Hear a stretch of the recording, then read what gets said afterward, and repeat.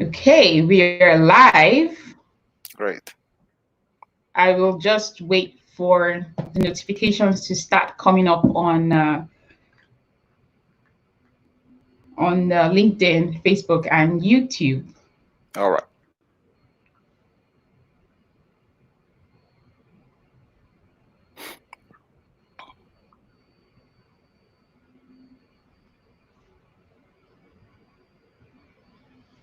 Okay, so if you can see us, you can join us. Please let us know you can see us and we are live. Let us know where you're joining us from. Say hello.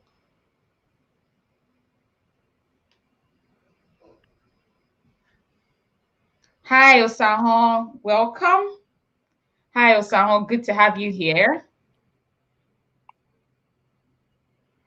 Hi, Sanjay. Hello. How are you? Where are you joining us from? Hi, Kendi. How are you doing? Hi, Bola from Halifax. How are you doing?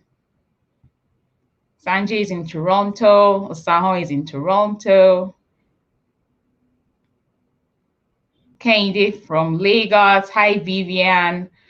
Today, we're talking about building a career in cybersecurity as a business analyst.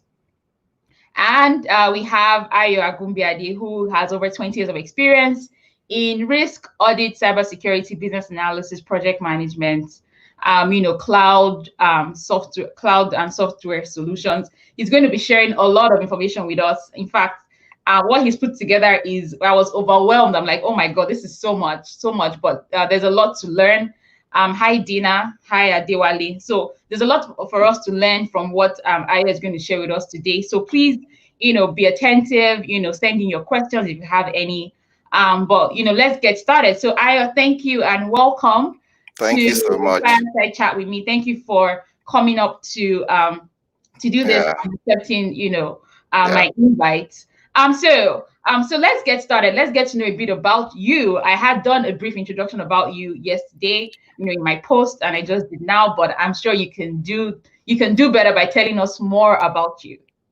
Thank you so much, Eno, for having me. Yeah, it's an honor to be here, and for lots of the viewers, joining us from different locations. It's awesome to connect with you guys.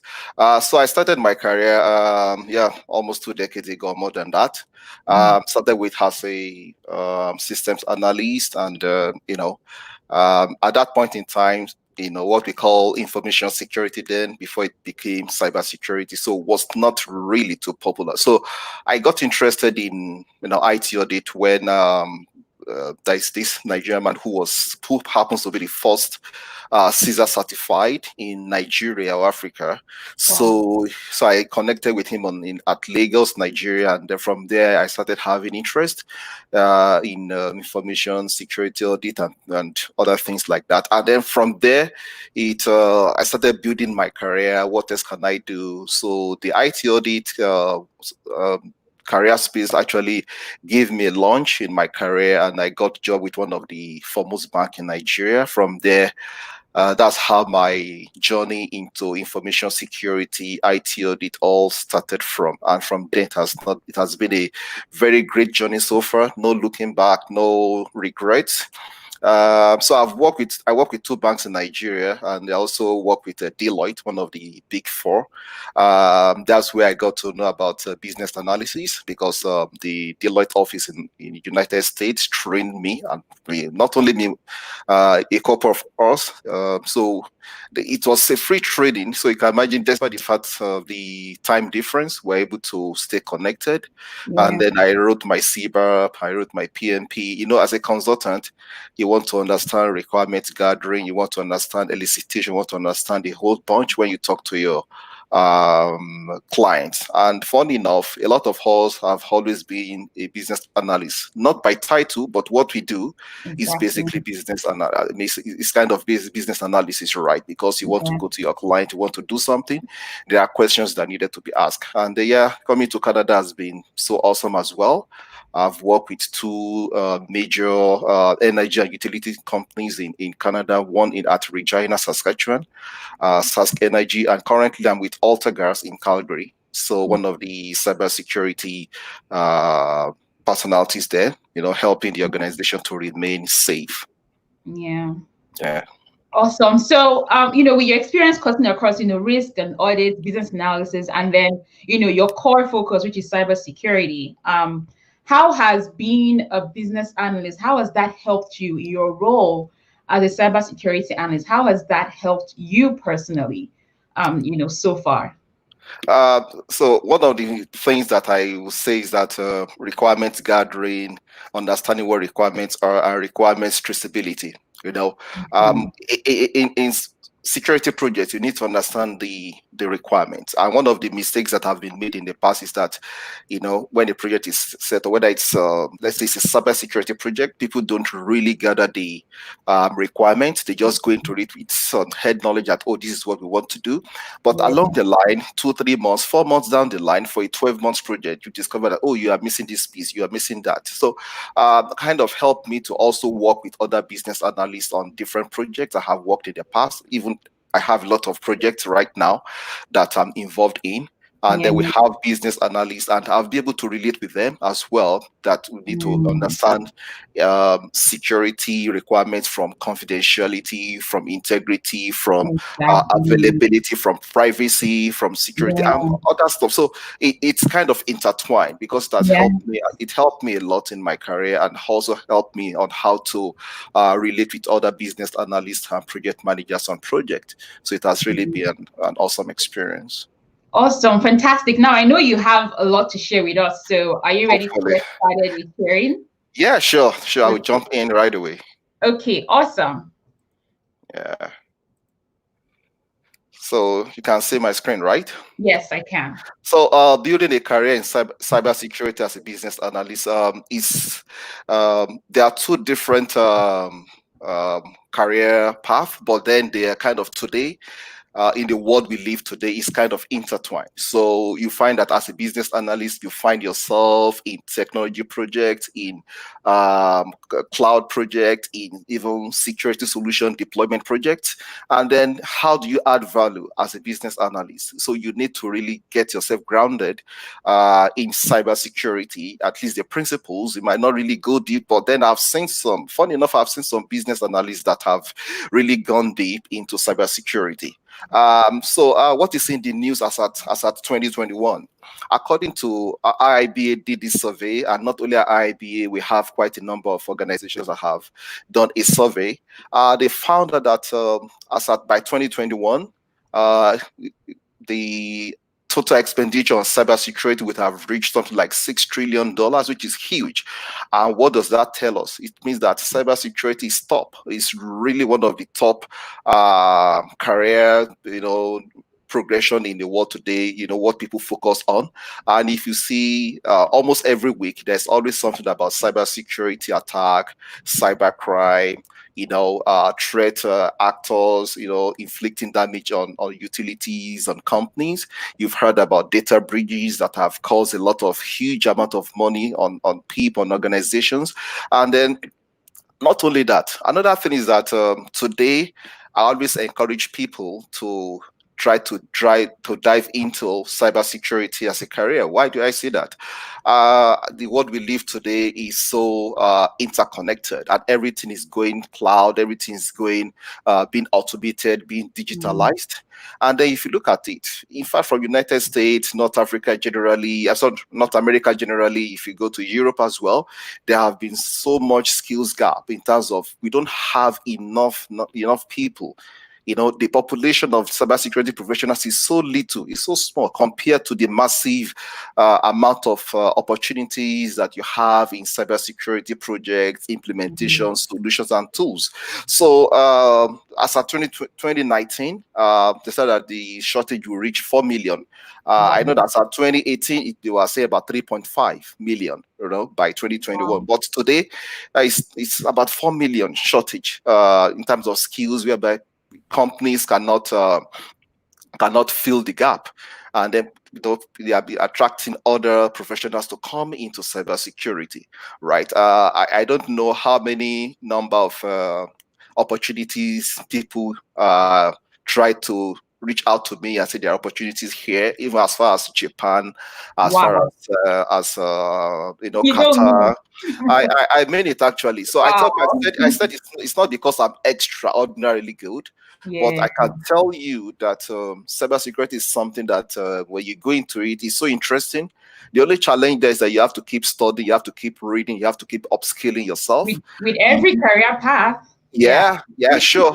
But this one is so, it's so funny that things happen at the speed of light. You have to Mm, be your the hackers guy out there. They are true. they are like sometimes 10 steps ahead of you, and then you have to think like a an hacker himself or herself to be able to do the Exactly. job, Exactly. and so you can see. So, like I mentioned, the shortage is so huge. It has surpassed 4 million as we speak, actually 4.07 million. I'm sure if another survey is done the next 6 months, it's going to be much more than this. And it keeps growing in Africa, in all across the continent. It keeps growing, right? So, this is a good opportunity for business analysts to jump into these and they get themselves upskilled on that. So, in every organization, they try to hold on to their cybersecurity skill set because you don't get to find them. So let's, for example, you have 10 organizations, and you funny enough, maybe you have two cybersecurity analysts or specialists in each of those. It's difficult for them to lose them because, right, everybody's trying to hold on to what they have, or else project will suffer and other things will suffer. And Mm, the ISC squared, which I belong to, I have a CISSP certification, which is one of the prime certification in cybersecurity, and I'm also preparing for CCSP. So it's great. And if ISC Squared is trying to reach out to universities, to colleges, to high schools, and try to get people interested, to get people have their interest in cybersecurity.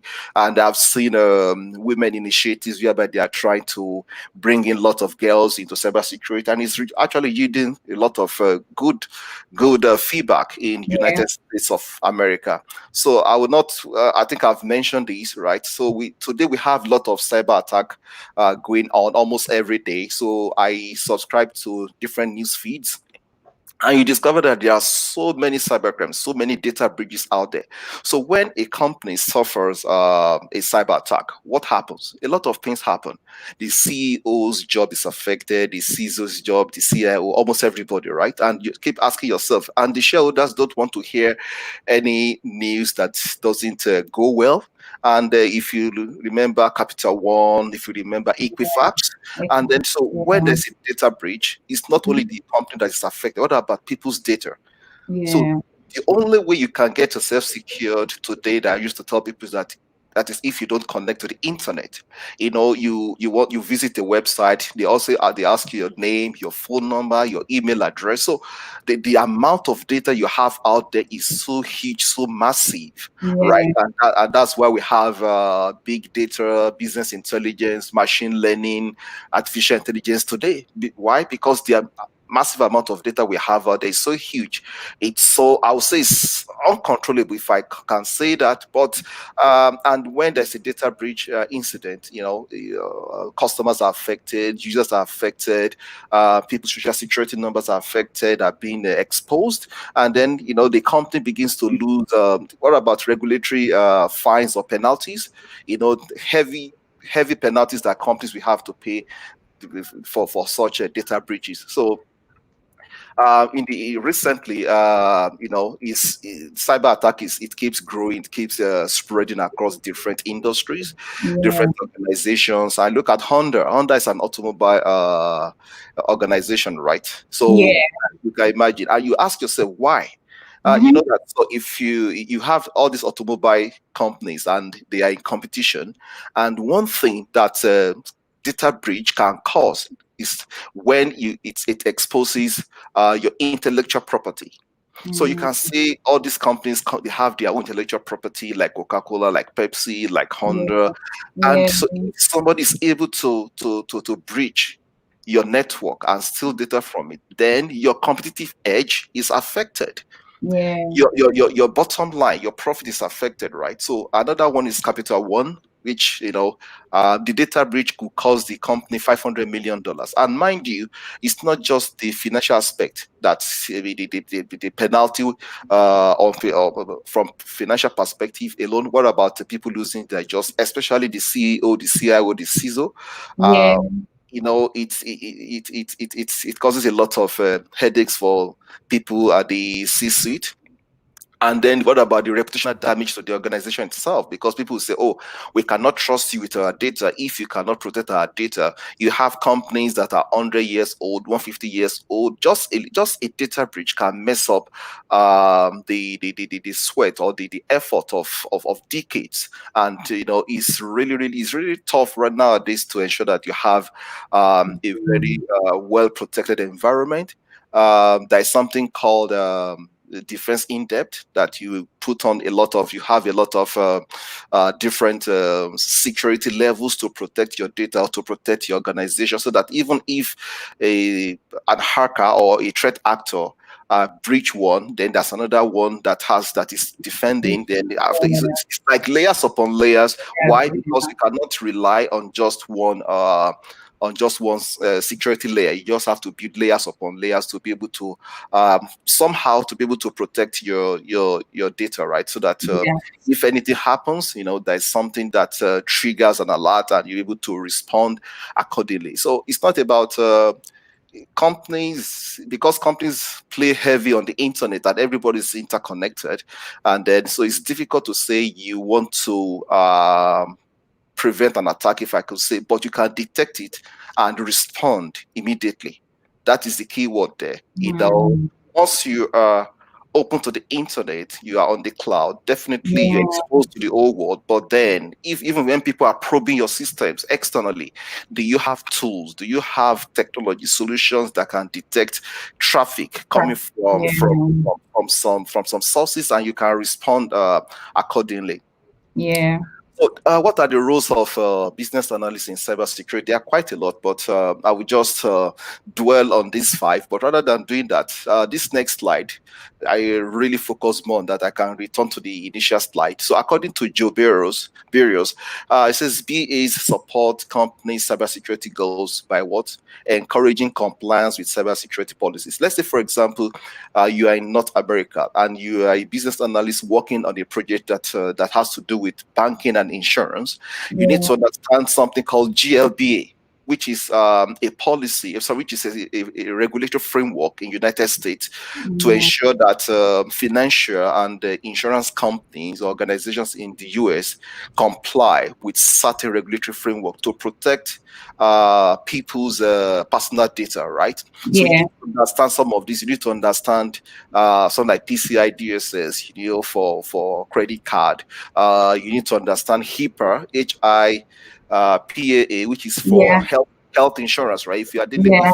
if you work in the health sector, you need to understand all this. So for every sector, let's say, for example, you work in industrial control environment, something like energy and utilities, oil and gas, something called operational technology, right? You need to understand the compliances like NOCSIP. These are the things that a BA should be aware of, so that when you're on that project, you'll be able to add value.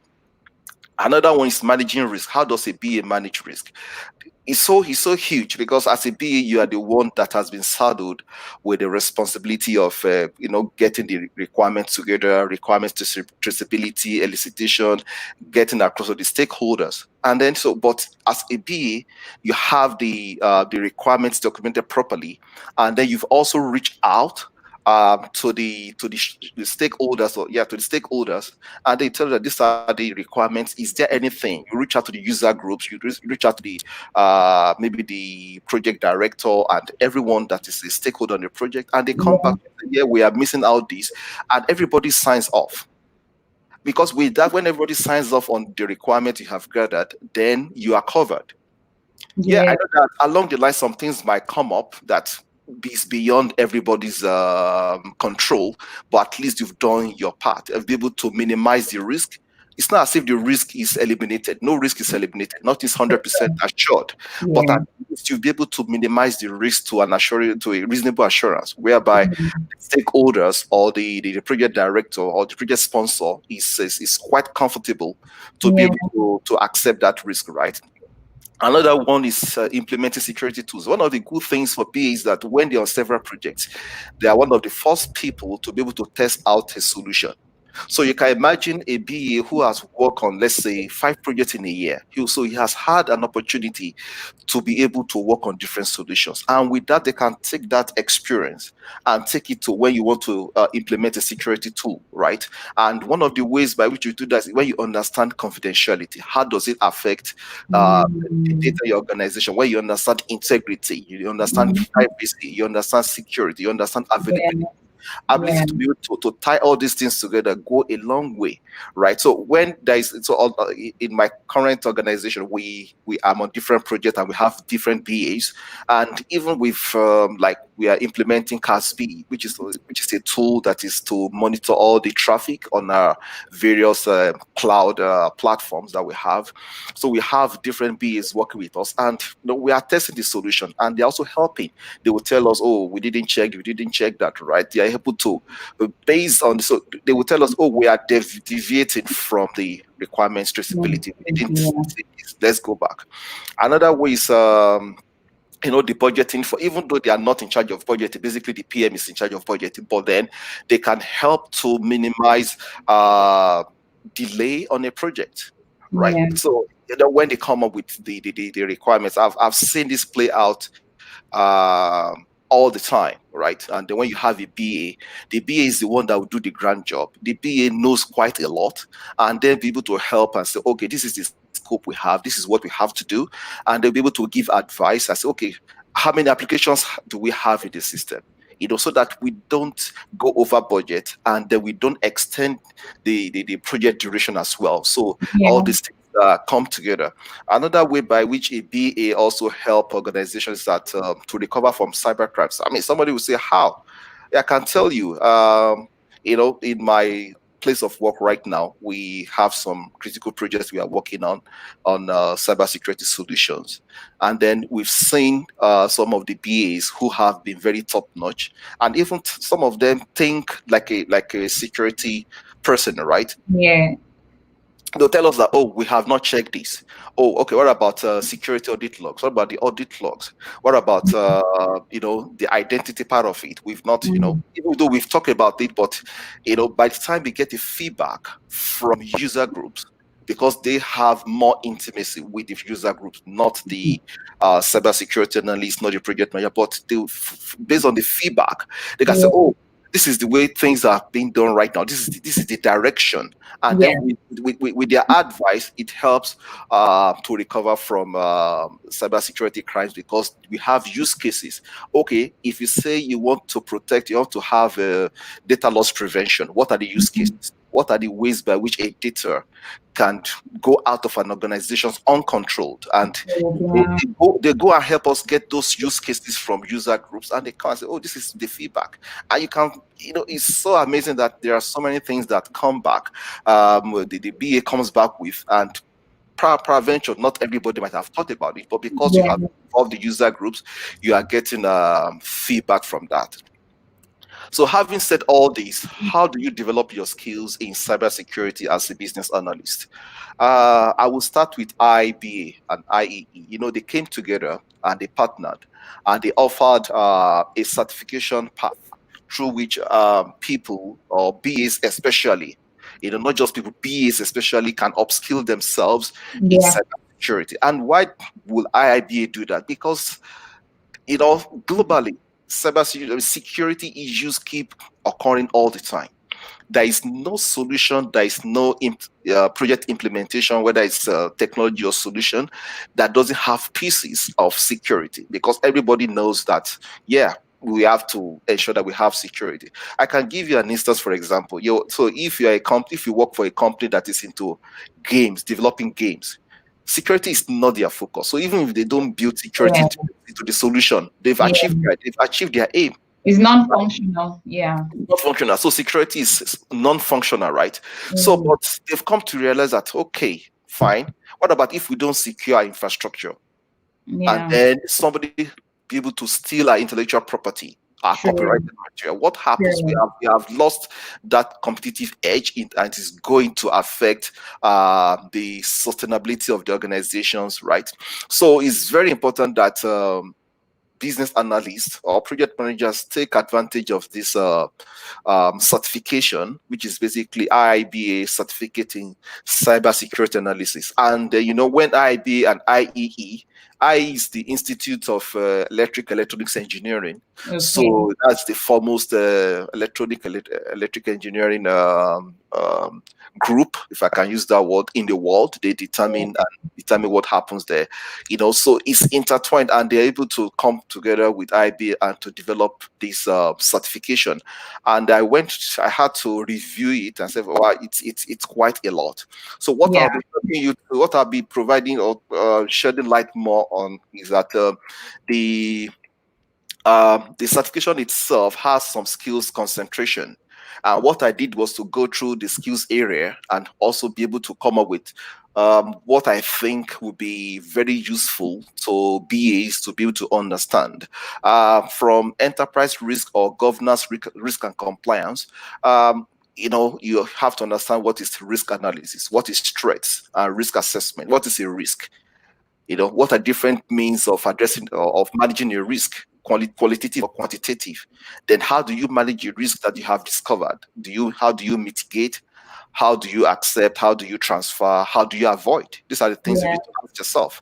Another one is vulnerability assessment. Yeah, some of you may be aware of some vulnerability assessment tools used to discover weaknesses in solutions or applications. Yeah, but there are also manual pieces to that, because you can go to some certain website and check on every solution and see the weaknesses that they have. Another thing is to learn to know about ISO 27001. I'm sure lots of viewers are familiar with some of these. A lot of BAs would have worked on projects whereby they have to navigate through all these frameworks or regulations. We have COBIT, we have COSO. SOC 2 Type 2 is going to be very interesting to somebody who is working on anything cloud solution, especially software as a service. Is going to be very good for somebody who is working on privacy, GDPR. I will quickly go to cloud computing and security. We have cloud service models. You have to understand shared responsibility model between the cloud customer and the cloud provider. We have different service models, which I've listed here. We have IaaS, PaaS, and SaaS. We have cloud deployment models, which is private, public, hybrid, and community. So public is basically like Google Cloud, like Azure, like AWS. So private cloud is something that is within your control. What you have on-prem or off-prem, it depends. And also we have cloud standards as well. We have 27017, 27018 has to do with cloud privacy, how cloud entities protect the privacy of information they have. Identity and access management is not it's not strange to a lot of us. We understand that when you want to log into a solution, you have to log in with your user ID, with your password. But beyond that, you have to also think about multi-factor authentication, right? Something you have, something you are, or something you know, and how to take one step ahead, just beyond the normal user ID and password. Data security is very key as well. You have to understand that data security comes in different places, in different scenarios or use cases. Data loss prevention is one of them. How do you protect the data that you share with external users? How do you protect it? How do you protect it with data rights management or information rights management? We have data security at rest, data security in transit, or data security so at rest, in transit, and in use. So we have that. Then solution delivery, which majority of us are very familiar with. you have to understand that we have different solution security. We have, so when you deploy a solution, you have to look at the desktop part of it. We have to look at the web part of it. You have to look at the mobile, because those are the gateways by which users gain access, or maybe to gain access to your solution. And you want to ensure that security. So sometimes security that you deploy on a web solution is different, or maybe the same solution has a desktop avenue, has web avenue, has mobile avenue.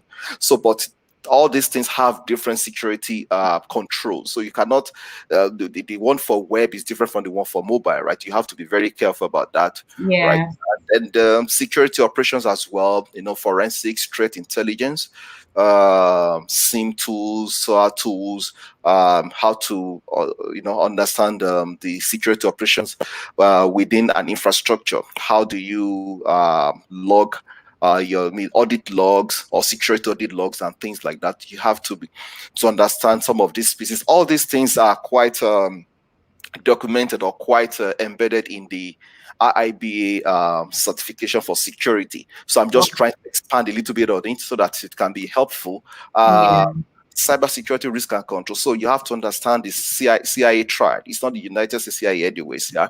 So we have the confidentiality, integrity, and availability, which is those are the founding, the core. Let me use the word foundation for information security, right? What is the security for confidentiality? Maybe it's encryption. What is availability? Ensuring that data get across to people who needs it, but then it's also secure. So you want to ensure that data don't get into the hands of unauthorized users. Then IT controls. It's divided into three. We have preventive, detective, and corrective. How do we understand all those? Preventive is something that, oh, okay, I don't want you. It's like a gate that you put in front of your house. So you want to ensure that people don't come in. If people gain entrance into your compound, into your house, into your facility, then that should be something that should be detecting, right? That, oh, somebody has breached the first layer of security. Okay, okay, we've detected, but then they've gone beyond the detection stage. How do we correct it? How do we shut them off? How do we respond so that they don't infiltrate our environment? Then for infrastructure security, this is where a lot of BAs, I've seen them work a lot. You have physical security, especially data centers. When BAs are asked to come on board for data center migration or data center consolidation, you have to understand the security risk part of it. Okay, when you are migrating data center from one location to another, how do you ensure that business continuity is ensured, is assured, or data recovery, or disaster recovery is assured.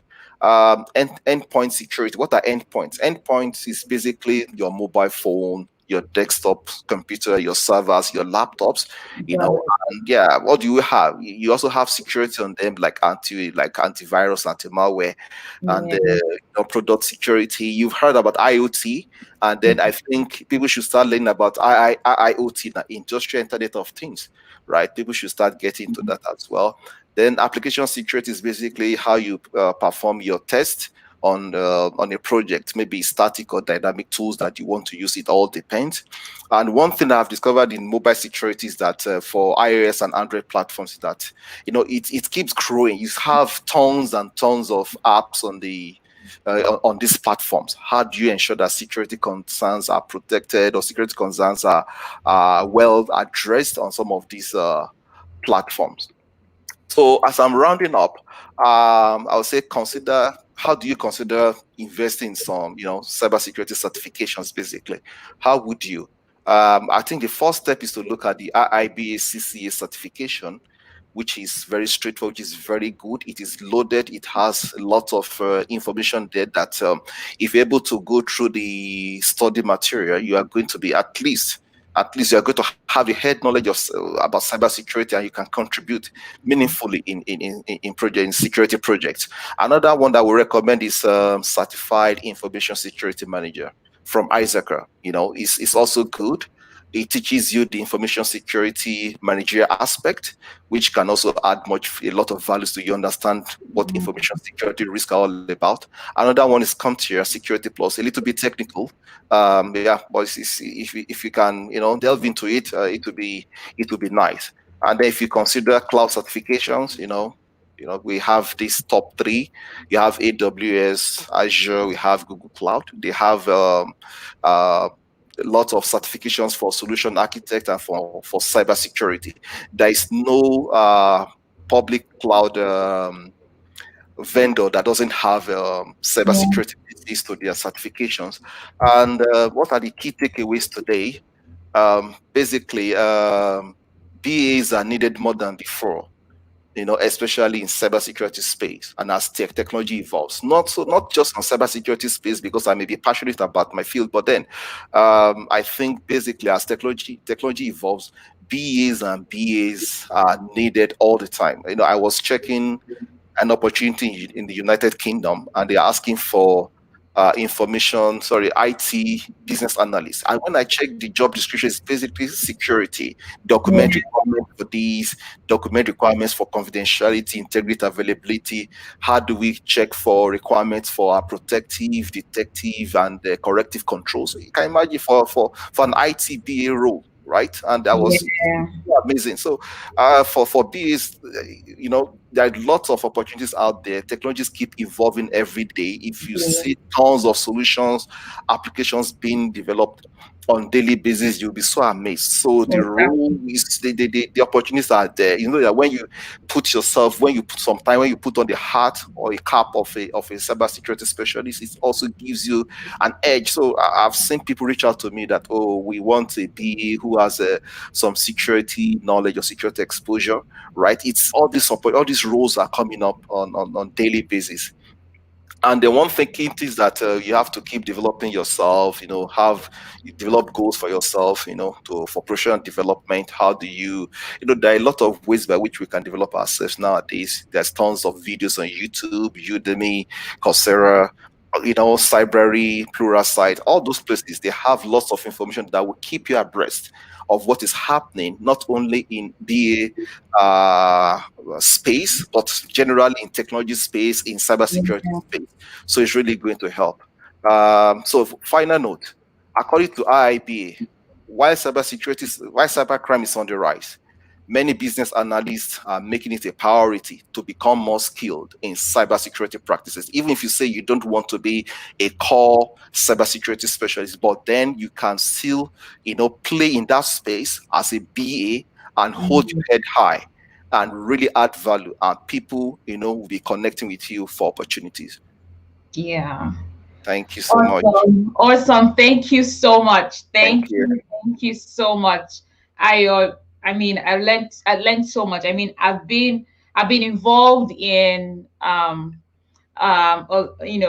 security projects, but this was it was good learning, for at least for the business analyst level, right? Yeah. It was good learning. And one of the recurring questions we got, because I asked people to send questions ahead, was that, what certifications? There's so many of them. But I really Correct. love that, you already answered that question with your slide saying, start with the CCA, Yeah. right? So go with the IBA CCA. Pay for the study materials, take the course if you need to, and take the certification exam. A lot of people, there's over 100 people in the world right now that have passed that exam. So Yeah. that means you can do it too, right? You Yeah. can do it too. So go and take the CCA to start. The second question for someone was, how do I start in this career journey in Nigeria, right? I think there's still opportunity for cybersecurity in Nigeria, but maybe you could answer that question. Yeah, you can. I mean, like myself, I started from Nigeria, right? So Exactly. I think there are training institute whereby you can gain some experience or have you trained, and then you can take it up from there. It starts with a journey, right? With a baby step, and then you register. For you to get a little bit serious, just register with a training institute, and there are some questions that you might have that the training institute will be able to mentor you and also advise you appropriately. There are so many cybersecurity certifications. There are so many cybersecurity. The cybersecurity field alone is so huge. Yeah. Do you want to specialize in penetration testing, vulnerability assessment? There are tons of certifications there, but you have to start from somewhere, right? So for me, I usually tell people if you want, you can start with the Security Plus, a little bit technical, but it's usually for starters. You can start from there. The CISSP requires that you must have at least 5 years of cybersecurity experience. I Got mean, it. probably you have it, but you don't have the certification. Why not? You can go ahead and do it. You can also go for the CISM, which is called, it's pronounced CISM, but Certified Information Security Manager. Not too technical, and I strongly advise BAs to go for that. Not too technical. You can pass that exam. I mean, within, if you dedicate 3 months of study to it. I mean, when you have those on your resume, it shows that even one day somehow you are going to get a security role. And then I've Mm. seen BAs that have crossed over to cybersecurity full time, right? They just got wowed, and then yeah, why not? It still doesn't stop you from being a BA And it's anyway. really not that hard because as a business analyst, I tell people when you have that, it's like the foundation. When you have Yeah, that foundation as a business analyst, it's easy for you to decide, oh, I want to specialize in cybersecurity. It's really not that hard anymore. Like you said, yeah, you've had that exposure. And when you're wearing the hat of a BA and being a cybersecurity analyst, you're asking the right questions, you're eliciting correct. information better, and doing your requirement traceability, very well. Okay, so someone was asking, how do you get all this? How do I subscribe to get updates on global threats? Where do Um, you get this information? Yeah, so there are quite a number that I follow on daily basis. There are quite a lot. So if you just type cybersecurity feeds on daily basis, I'm sure you go to. But I will quickly tell you the ones I follow. I follow Hacker News.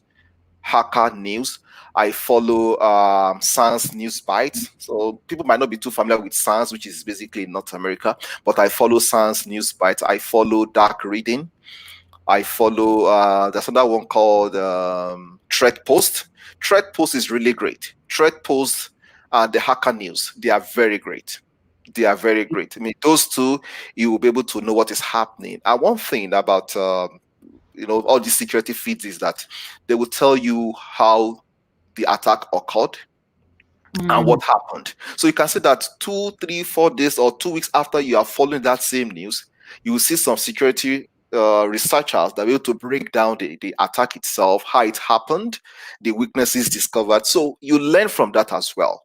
So that what does that help? It helps you to also add value on a project. So, oh, something happened, and then we are not providing encryption to protect our data properly, right? We are not monitoring traffic properly because this yeah. happened because there are weaknesses. So you learn from incidents, right, to be able to Mm, improve yourself and add value. So that's what I do on daily basis as well. Just it can just be 30 minutes read.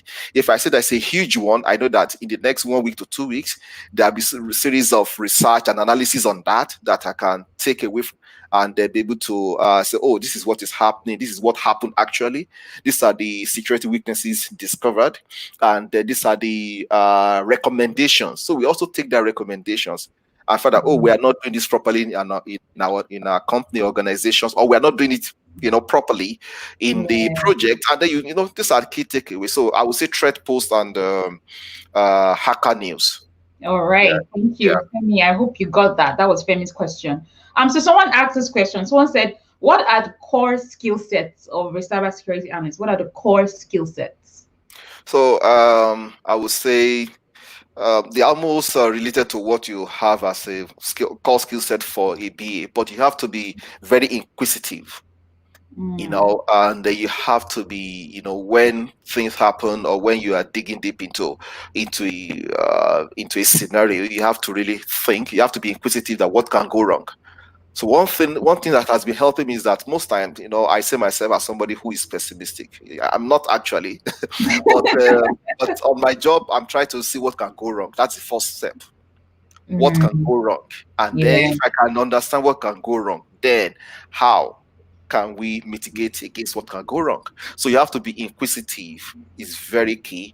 You Yeah. have to be somebody who is open-minded. Reason why I said that is that you have different people you are working with on a project, and then you have to be able to take from everybody. And because sometimes as a security analyst or specialist, you are telling people that this is what is happening. I mean, we have to protect against this, but people don't reason along with you, right? They don't see that. So how do you pass the message across? You have to be a little bit flexible, right? You have to be able to find a way and say, okay, let's run a test. Let's Yeah. run a test on this and see the outcome. I might be wrong and you might be right. And the result shows, and people say, wow. I can give you some instances. Some people don't believe in when we run some campaigns on on our network or in an organization, basically, and then the campaigns basically how people can deal with social engineering. Yeah. So we send an email, phishing email campaigns, and then even people who are techie fall prey For it. for it. And they will start coming back. Oh, because we've had series of real life phishing attacks on our network, and, Exactly. and somebody just clicked and clicked and clicked and submitted his or our own credentials. And let me tell you, once you've you are vulnerable to a phishing attack, and somebody has a footprint, then they can start hopping around. They can start, doing what Yeah. is called like lateral movement within your network. They just need somebody to be able to give them access to that. So we call it like human shield, whereby human beings are your first layer of That's the security. first layer for sure. Yeah, because if they are not well trained, then somebody will just do something stupid, and then Yeah. before you know it, the whole organization is uh, Yeah. is in chaos or problem. So they felt they feel the phishing campaign and start coming back to you. So you just have to be very inquisitive. You have to be open-minded, broad-minded. When they even say, "Oh, it's not possible, we don't want," because the truth of the matter is that security sometimes affects productivity and user experience. And users will push back that, oh, it's affecting me from doing this. But then Yeah. you have to be so much flexible and open-minded to them and say, okay, let's run a test. You can show that this. If you run a test, or if you see a use case or a use case or a scenario, then we can use that. And then maybe I'm wrong or they are right. And then from there, anytime you talk, they'll be able to say, yeah, Yeah, that's yeah. so true. That's so true. Sorry. Yeah. And, there's so many ways breaches can occur. I mean, of course, the hackers are there, right? But Yeah. social engineering is, it's something that a lot of people just, you're relaxed. You allow someone to have access to your desk, to use Yeah. your PC. You don't lock your computer. So many things that you could do as well that True. can also bring threats. Or you see someone who that person isn't a staff of your company. The person is at lunchroom, and you're discussing vital information with that person. Correct. It's still data breach as well. Correct. All right. So someone was asking, what about CISA? That you didn't talk about CISA. Now, what about CISA? CISA is great. It's my it's my first certification, and I'm not into IT audit any longer, but I want to hold on to that. So CISA is for IT auditor. So it's also security related, but people might say, oh, it's not core, but there's also security related. If you look at, I can't off the bat, I can't remember all the the skill areas, but it has information security pieces to read, right? The CISA is the first certification from ISACA before they move to CISM. They have C-Risk, CGIT, and the recent one is the CDPSE, right? So CISA is also a very great certification to have, right? If you want to go into it, I will strongly recommend. But it's just that you'll be able to play very well in the audit space. Can I go to CISM? I don't have to do CISA. Can I just do the CISM? You can do anyone. It doesn't matter. You can do anyone first or after. It doesn't really matter. Yeah. It's not progressive, right? So you can do anyone at any point in time. Got it. Okay. So there's a question. Femi says, would you say these feeds have more detail? He asked the first question about the feeds. Okay. So he said, would you say these feeds have more detail than what you find in a database like CVE? No, I would say not more. So CVE also has its own place, But when a security breach occurs, you quickly get those feeds from some of these maybe like Hacker News Yeah.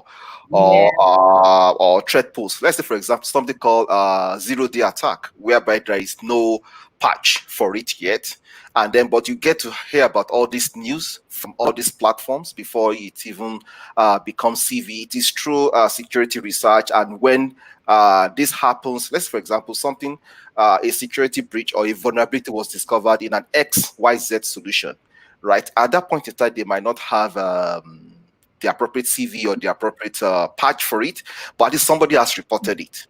And even before the vendor goes open, I believe that I think there's an agreement between security researchers and vendors, like let's say Microsoft or Cisco. That, okay, when you discover something, can you quickly tell us so that we can provide? So they have their own place, right? I'm not one is not the this news feeds might not provide much more than what you have in CV. CV has its own place too, because CV will tell Got you it. about the attack, about the weakness and what you have to do, kind of recommendation. But also, news feed is also very good, especially when you look at it from threat intel perspective, threat intelligence, threat hunting, right? So I use a thread tool whereby the vendor sends me feeds, what is happening on Git, or what is happening on page side, what is happening on underground economy, what is happening on dark web, deep web, when my credentials Yeah. is leaked or is being transacted on the dark web. So these are the things that so it's kind of intertwined with threat intel as well, even though Yeah. CV also has its own place as well. So but both are complementary. Got it. Okay.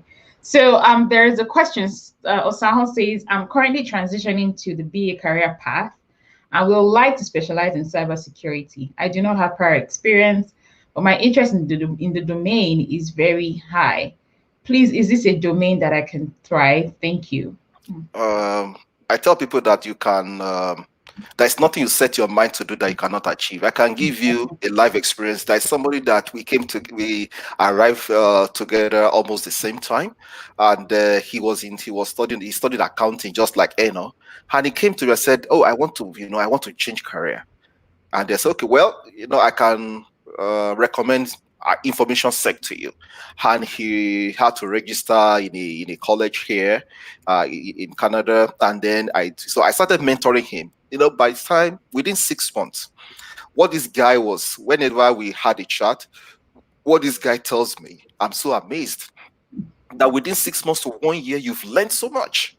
So what I'm saying is that there's so much information out there that you can absorb, that can give you that edge that you can leverage upon, that can give you that edge, right? So if it is domain, I would say in cybersecurity we have different domains. So I'm not really clear what to mean by domain, but if you want to talk about thriving in information security or cybersecurity completely, yeah, you can thrive, right? But you just have to start from somewhere. What are your interests? Exactly.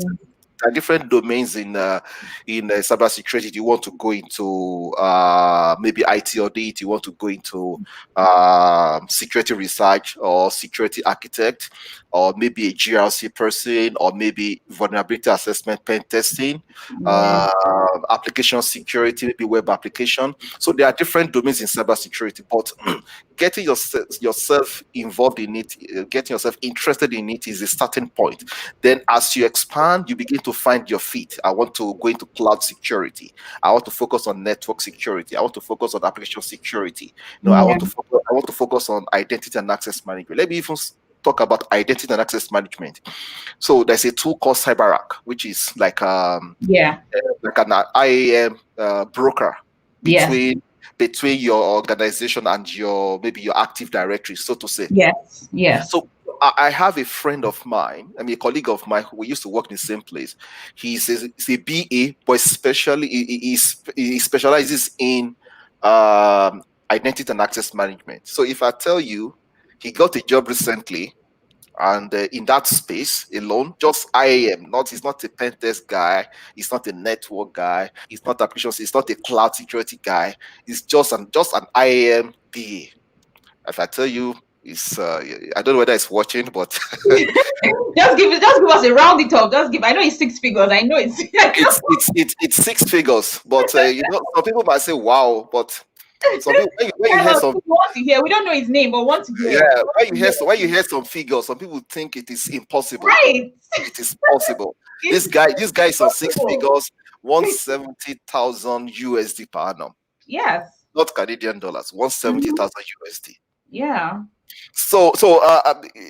Just take the baby steps and take the baby steps into cybersecurity field as an interest, and then as you go into that, you start finding your feet. What are your interests? What do you like? Maybe you like cloud security.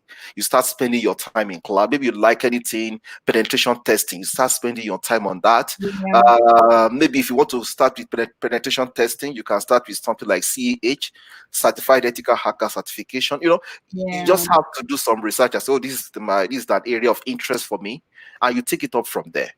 Some of you might say, oh yeah, I want to go into network, I want to go into GRC, I want to go into compliance. So you have to know a lot about the privacy, you have to know a lot about compliance, PCI DSS, GDPR, Mhm. Mhm. tons and tons of compliance regulatory framework. Yeah.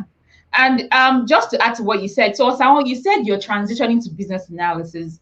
My advice would be to get into the BA role in itself first, right?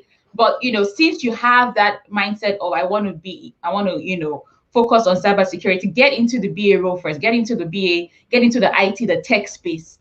The truth Yeah. is, with every project you're on, security is an aspect of it.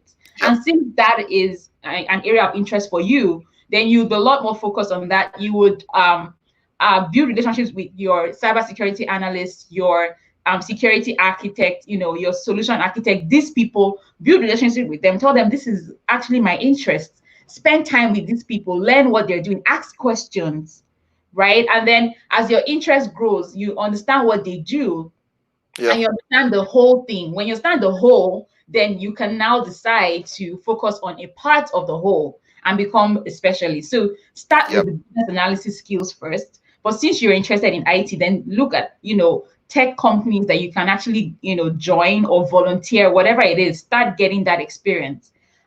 So for someone like me, because I have the experience of, IT and software and all these things you're saying, I could resonate with a lot of these things because when you're working on some projects, the security part is so key. And then, of course, the cybersecurity analysts are always very, they're very stern on, what it is, right?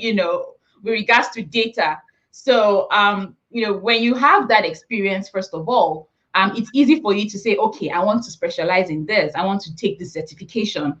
But start with the business analysis whole in itself. Start exposing yourself to, IT projects, exposing yourself to the knowledge, like Ayo said, start absorbing the knowledge you have on the internet, and then move ahead to certifications. So we have another question from Femi. He says, I do have one more question for Ayo. He says, I see you have the PM certification.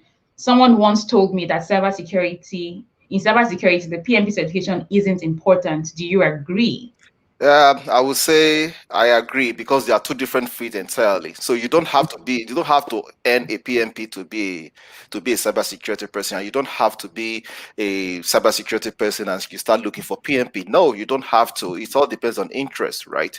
Yeah. So you don't have to be a cybersecurity person to say you want to go and earn another certification that is totally different. So for me, whatever you have, whatever is your interest, go for it. It adds value one way or the other in the future. That's one thing I would say. So, but they are both different. So, if you want to be a project manager, you can focus on that. Do your PMP, do your all the PMI certifications. If you want to be cybersecurity core, you can also focus on that as well. You will thrive without having a PMP as a cybersecurity person. You can thrive, right? I Yeah. mean, I've seen some cybersecurity specialists who have zero certification, and they're extremely good.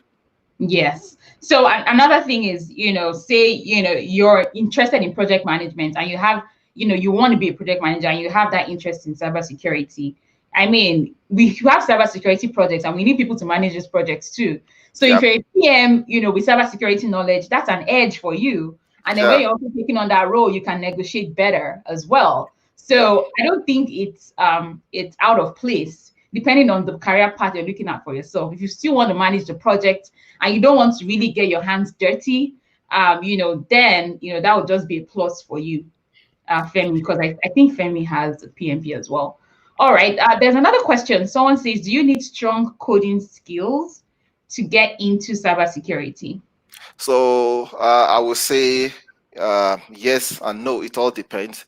So if you look at where the world is going today, so I know that for cybersecurity persons, you have to focus more on Python, right? And so you don't have to, or I mean, you can actually, but you don't have to have that strong coding skills to thrive in cybersecurity. Yeah, you can. I mean, if you want to start writing exploits, yeah, the programming pieces can be part of it. Can come very handy. But yeah, if you have the coding skills, yeah, it's good for you as well. But it doesn't make you a much better cybersecurity specialist if you know how to code or if you don't know how to code. Yeah, if you know how to code, it's always a plus. Like I used to say, no knowledge is lost. If you know how to code, it's good, it's great, but it doesn't stop you from thriving in this field. You can with coding skills and you can without coding skills. Okay. Yeah. Awesome. So Femi, for your question, so these sessions are available on LinkedIn and YouTube, so you can always go back to watch them as well. I see you're signed in from LinkedIn, so you can definitely go back to LinkedIn to watch the sessions. So on a final note, you've given us so much information. In fact, your presentation answered a lot of the questions people had asked, which was really about the certifications. How do I move from a functional BA role to a cybersecurity and BA role? And you've answered a lot of those questions. But on a final note, what would you like to, your words of advice for people who are looking to move into cybersecurity, as a business analyst or a PM or whatever, and you want to move into this as an interest area? Your advice? I think I will strongly advise that you get on board. This is one of the fields when you get into it, you can't regret it. I can tell you. I've mentored quite a number of people, and I can see that they are thriving. I'm so happy at their level. There's somebody I mentored, right? It's a colleague, it's a friend of mine, very good friend of mine. Just during the January this year, came to me. We drew up a timetable, a roadmap on how he's going to achieve some cybersecurity certifications. Do you know that within the space of 5 months, he was able to achieve two? And those two are one of the core CISSP and CISM, right? So I would say you have to get on board, right? The cybersecurity space needs lots and lots of people. As we speak today, there are so many jobs that are unfilled, that are vacant because they can't find people in United States, in Canada, in UK. There are so many. I was talking to somebody from UK. I said, get on board. She finished the CCA. I said, yeah, you can do this. You can go into this. This is something that you go. Even my brother in UK, I told him, guy, he's in IT. I said, you have to do some cybersecurity things, right? It's something that everything is cybersecurity nowadays. Everything, when you turn left or right anywhere, is cybersecurity. So I will strongly recommend for people to consider this and pick up an interest in it. It's so wide. People are scared that it's technical. People are really scared that it's a technical role. Even the name alone. People should not be scary. I usually use something, when you are learning something afresh, you take baby steps, right? It's just like when you learn how to drive a car. You hold on to the wheels as if it's going to remove from your hand. And then when you get used to it, you use one hand to drive the car. Right? Yeah. So and then you lean back. Correct. It's the same thing. So don't be scared, right? Don't be scared. I know that there are some technical pieces, but then don't be scared. Get into it. You will find your feet. I think the CCU is amazing because it's not so technical. And they do try to wrap the BA aspect into it. So it's actually fun. I was reading through the material and it was so much fun. Really great. Right now, I have some things on my plate, but it was really interesting. It is. Yeah. It is. I was surprised to see the content. Yes. That if somebody passes this exam and be able to take this material as a friend, as a guide, definitely you'll be able to contribute on projects, even if you're not a cybersecurity person, you'll be able to contribute. And some people will say, oh, are you a security person? But you think like that, because you've had information, you have the head knowledge, even though you might not have practical experience in some areas, but it doesn't stop you, right? So I would say I will encourage people to get into cybersecurity. You will find your feet along the line. There are so many ways by which you can learn nowadays. YouTube, Udemy, so many. Even as for me, I'm still writing exams. I'm still going for training. During the COVID-19, I did one which is totally hands-on. Right, I use the equivalent tool in my organization right now, but it's totally different. And they provided me with labs. I practice and I wrote the exam. That's another one I just registered for, which is about cloud security, how you combine the three top vendors together. I don't have the experience of putting the three together. We use Azure in my current work environment, but I don't have the skills for AWS. I don't have the skills for Google Cloud, right? But this certification tells me that I'm going to give you an overview on how you can combine the three into one. So it's tons and tons of information is out there for you to learn. I mean, some platforms will give you lab access to practice, and even when sometimes you pay a token or you pay free, you still have access. So there's some hands-on certification that if you want to go into right now, they will provide you with the lab. Even the but you don't Azure. really need that though to get into the space. You don't really need to have gone through those labs and all that to get into the security space. Do you? You don't have to. I'm just saying that, assuming that you want to even go into the technical pieces, there are materials, there are live platforms, live labs that you can try your hands on, right? That you can, even if you go to YouTube, you say, okay, how to drive a car, how to use Python, how to use everything is there. How to set up a virtual machine on Azure, how to set up a VPC on AWS, right? And things like that. So, everything is there. There's a lot of information. It's just the baby steps, like I said, and then immersing yourself and not saying, oh, I have to have everything before I can get in. No. If you've been listening from the beginning and if you joined late, please go back and watch from the beginning, because we had a whole presentation on this.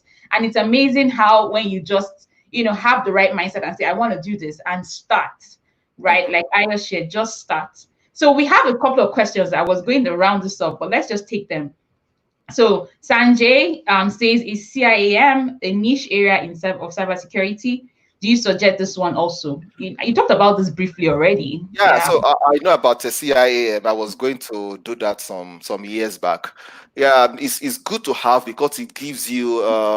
So I would say that in the cybersecurity space, it's not really a certification that is well known like that, right? Like CISSP, CISA, like that. But if you look at the content of the certification itself, it's quite enormous, and it gives you it helps you to build a skill set in that space. So I would say, if you are interested in it, go for it. Right, but if you, in terms of the awareness out there in terms of for cybersecurity certifications, is some people know about it, but not everybody is doing it. Maybe the institute have to project the certification more. I don't know, but yeah, if it's something you're interested in, why not go for it? You can leverage on that for IAM positions in the future. Yeah. Thank you. Someone asked, Candy said, what vendor-based certification do you recommend that is most recognized? A lot. I can start with Cisco, Microsoft. If you want to go into the Azure cloud, there are maybe over almost 15 certifications.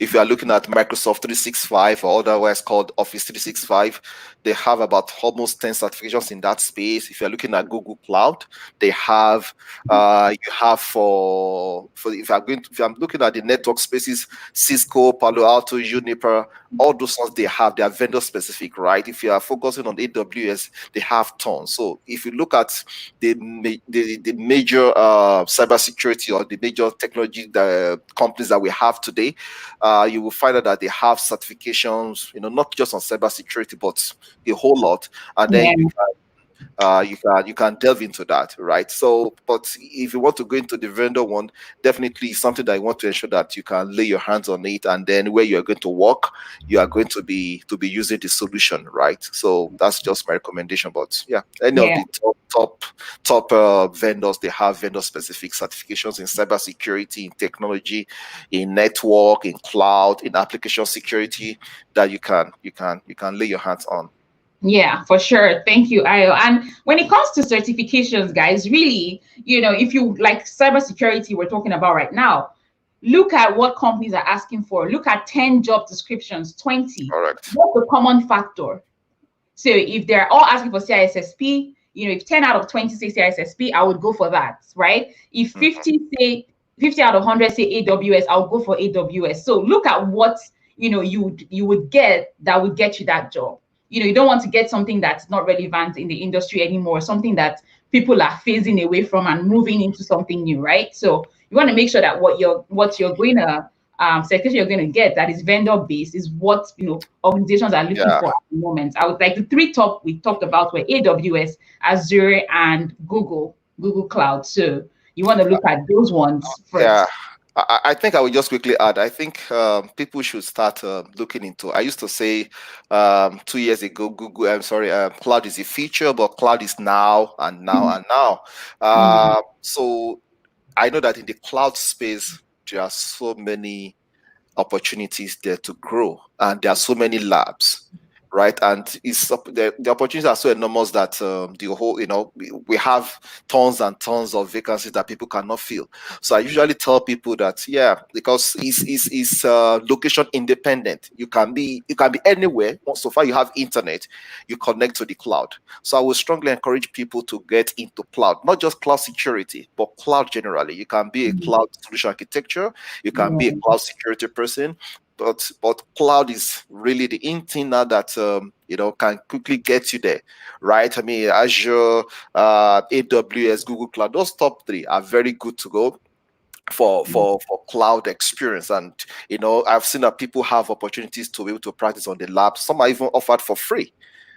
When I yeah, did when I sure. did my Azure certification, I did the labs for free. And right, and then, yeah, even if you have to pay, some of them might demand a token from you. But getting to cloud is very key nowadays, right? Yeah, Maybe Microsoft 365 is also very good as well. So cloud, yeah, cloud, everything. I mean, with the COVID-19, we can say that, I mean, the cloud infrastructure keeps expanding, and organizations say that they have to go to the cloud. They have to migrate to cloud. Every day we migrate to cloud in my organization. So cloud is what I would recommend people to. If you're looking at vendor specific, jump into cloud. awesome. Oladiji said, Ayo, do you need a networking background in CCNA or CCNP to thrive in cybersecurity? Yeah, Digi Thompson. That's a good one from you. Yeah, quite a while. So it depends.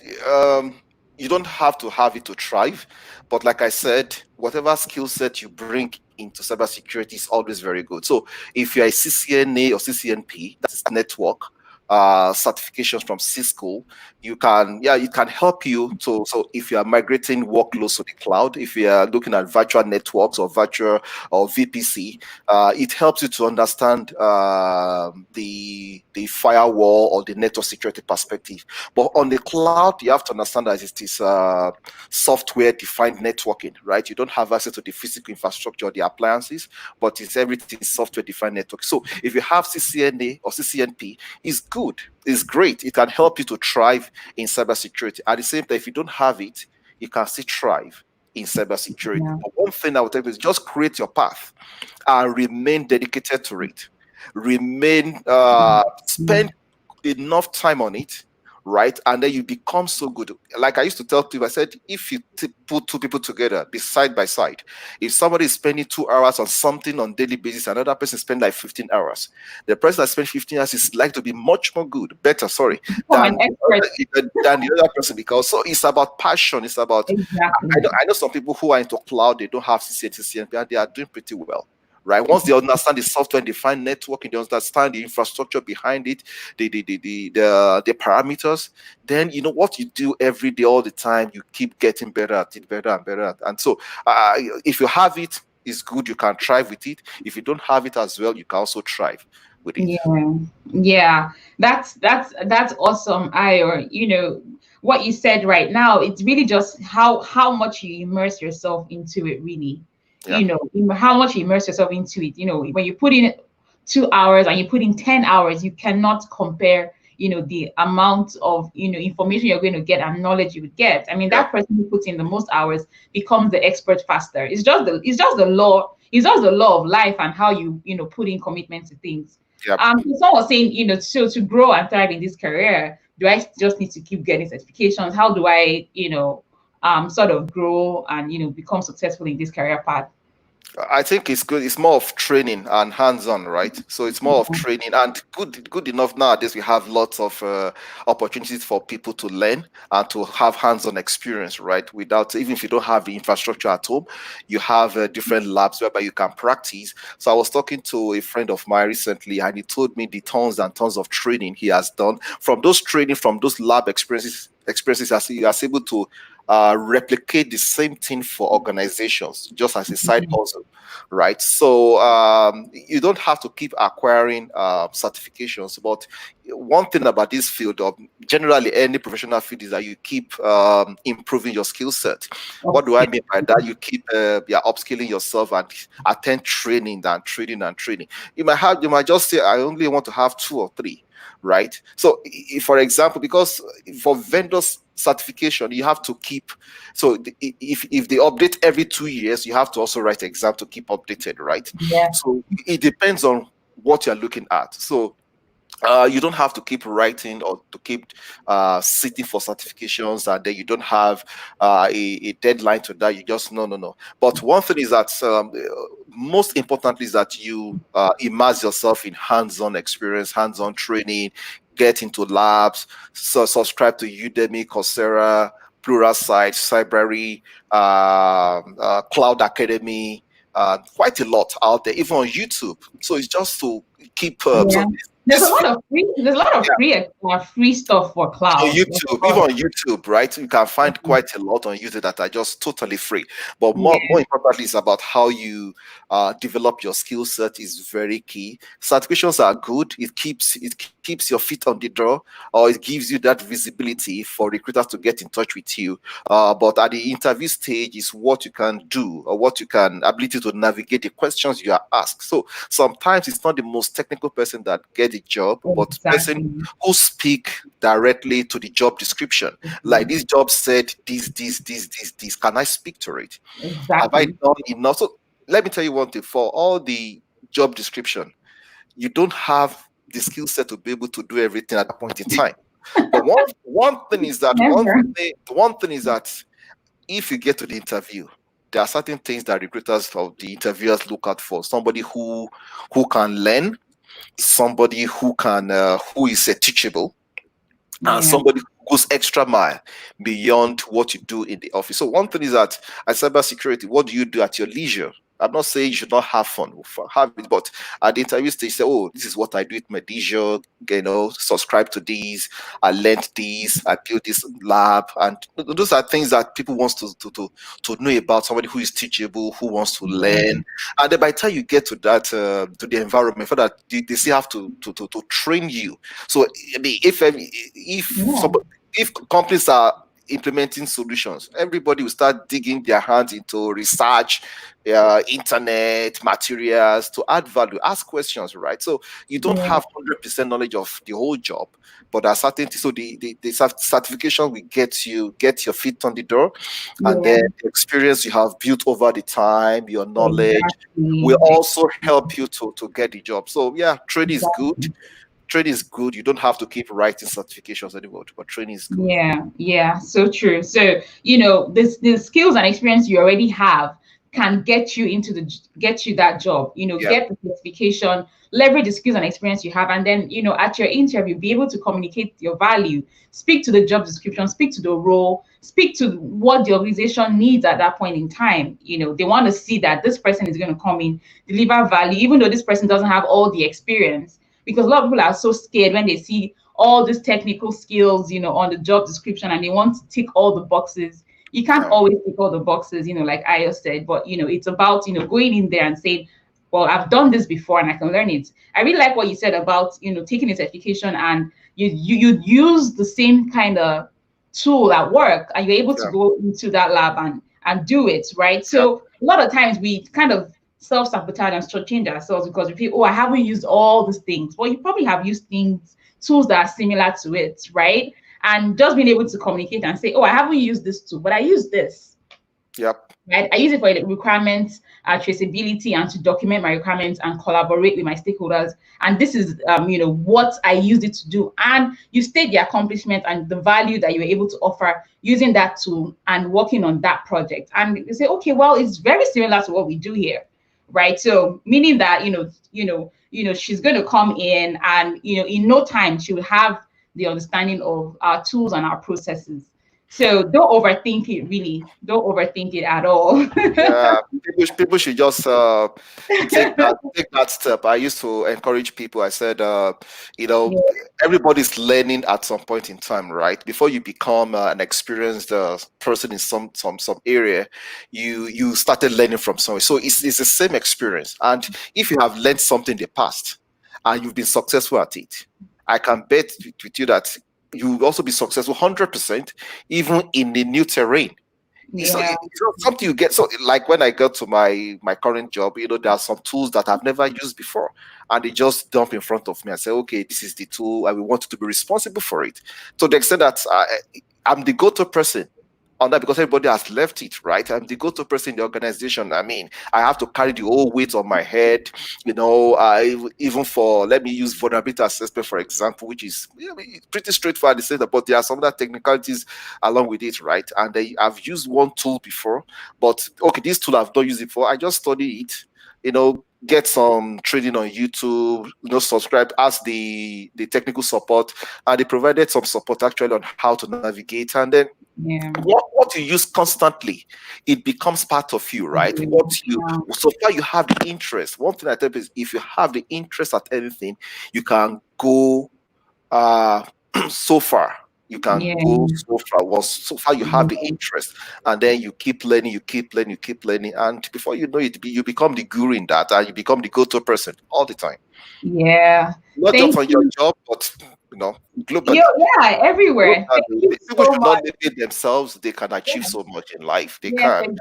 It's just dedicating yourself to it. I've seen it play over and over. And it's also a challenge for me as well. I say, wow, there's nothing you want to achieve in life that you cannot achieve, provided you apply yourself to it. You have the discipline, the perseverance. You will go miles. I can tell you that. Exactly. Wow. Thank you so much. You've touched on so many areas with regards to also the career as well, your career journey, which is, amazing. And, a lot of thanks, Sanjay says, thanks for sharing. Thanks for bringing on this guest. Thank you. It's my honor to be here. Thanks. Ima Bong says, thanks. Femi says, thanks. They've, Sahon says, thank you. They've had, a really great time learning. More about this career path, that, for a lot of people, it seemed like I can't do it. This is for those tech guys. But, as a business analyst, you definitely can. You already have a skill set you can bring into cybersecurity. So for everyone who joined, thank you so much. Thank you so much, Ayo, for coming to share a lot of knowledge and experience with us. I learned so much. It's an honor. Yeah, and then for those who registered ahead, we'll be sending you the slides as well for you to. There's a lot of links that Ayo put in there for you to actually go and do further research on your own and I cannot wait to, hear your testimonies very soon. I'm sure I will be, super pumped to hear that there are some new people in cybersecurity, because it's Yeah, fascinating. they have to come. The field is so wide, the space is so wide, you can connect almost everybody. If you go and check globally, I'm not sure if you have up to 1 million CISSPs. Maybe we have about 1.1. Go and check all the major cybersecurity certifications. So you have the population of the world was about 7 point something billion, and you have less than 2 million. What does that tell you? The opportunities are just too enormous. Just jump on the ship, man, and then you'll be so amazed. Well, thank you so much, Ayo. It's been a pleasure, having you here. And enjoy the rest of your weekend. Bye, everyone. Thank you so much, guys, for your comments. We appreciate you. Have a great weekend, everyone. And see you tomorrow at the Business Analysis webinar. So go register for that tomorrow. And let's talk more about building your career in business analysis. Once you have the BA skill set, then you can move into cybersecurity as well. So bye, everyone. See you tomorrow. Bye. Bye.